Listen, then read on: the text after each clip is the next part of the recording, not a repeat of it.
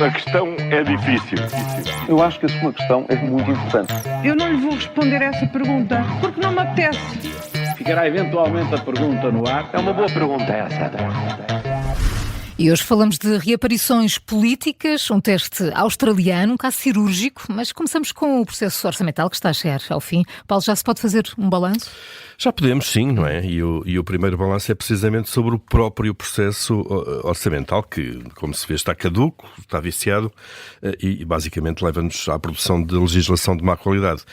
Foi penoso para quem espreitou, não era preciso estar uma tarde inteira a ouvir o canal Parlamento para assistir àquelas sessões, bastava estar ali uma hora ou duas, e foi penoso assistir ao processo de votação das 2.160 propostas de alteração apresentadas pelos deputados ao longo dos últimos dias. Será que os próprios deputados estão satisfeitos com isto? Há vencedores e vencidos? Bom, há um vencedor, pelo menos, o Governo, que tem um orçamento para todos os efeitos aprovado, ou vai ter daqui a pouco, obviamente, ainda falta mesmo a votação, o formalismo, e tem esse orçamento para governar. No início deste processo no verão estava em causa se havia orçamento, se não havia, e não havendo, o que é que ia acontecer? Portanto, essa parte está fechada, ainda que o Governo tenha sido forçado a recuar aqui e ali. Depois, cada partido também ganhou também aqui e ali e vai erguer essas bandeiras nos próximos tempos. O PS, por exemplo, conseguiu fazer aprovar um aumento extraordinário das pensões e o Governo conseguiu fazer aprovar uma descida de 1 ponto percentual no IRC. Daqui não vai sair nada de extraordinário, nem de bom nem de mau, e o sinal basicamente está dado, não é? Isto vai ser uma legislatura de navegação à vista. E uma cirurgia, será que pode tramar o diretor executivo do SNS?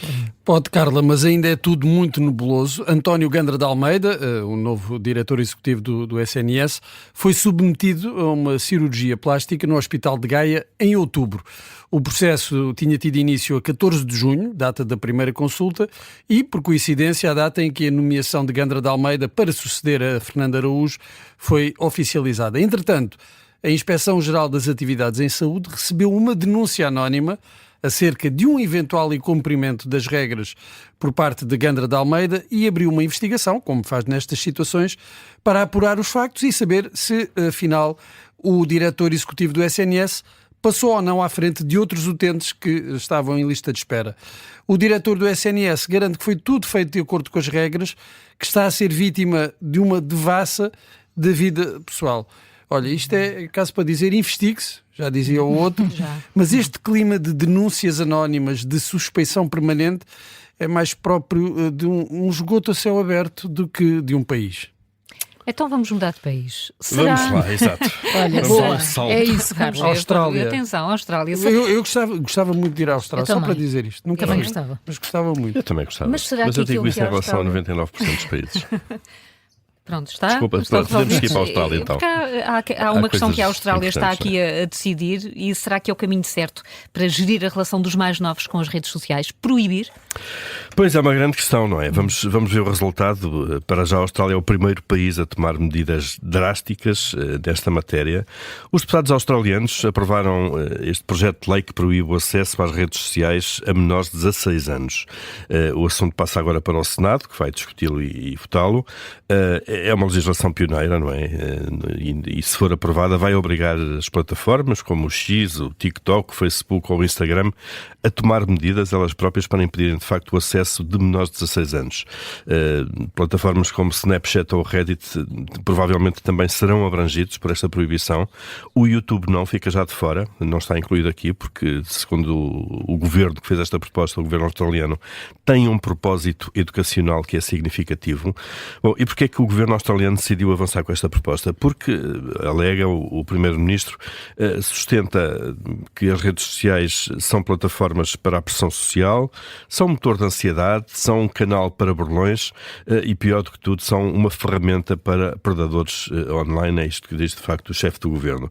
Os especialistas, por seu lado, duvidam da eficácia de uma proibição baseada na idade. Ou seja, tecnologicamente não há de ser fácil de garantir que isto funcione. Portanto, vamos ver como corre por lá. É que anda um bocadinho todo mundo, não é? Tentar saber como lidar com estas novidades e, sobretudo, com os mais novos. Bruno, então Augusto Santos Silva está vivo? Está. politicamente fez prova de vida. Foi, pois foi. Havia aqui dúvidas. E parece que as notícias da morte política do antigo Presidente da Assembleia da República podem ter sido um tanto exageradas. A culpa é do próprio Santos Silva, que depois de uma guerra muito pessoal com o Chega, não conseguiu ser eleito nas legislativas e desapareceu quase sem deixar rastro. Dizia-se que na altura, antes, quando ainda estava na Assembleia da República, estaria a preparar o terreno para uma candidatura a Belém, mas os primeiros sinais não foram encorajadores.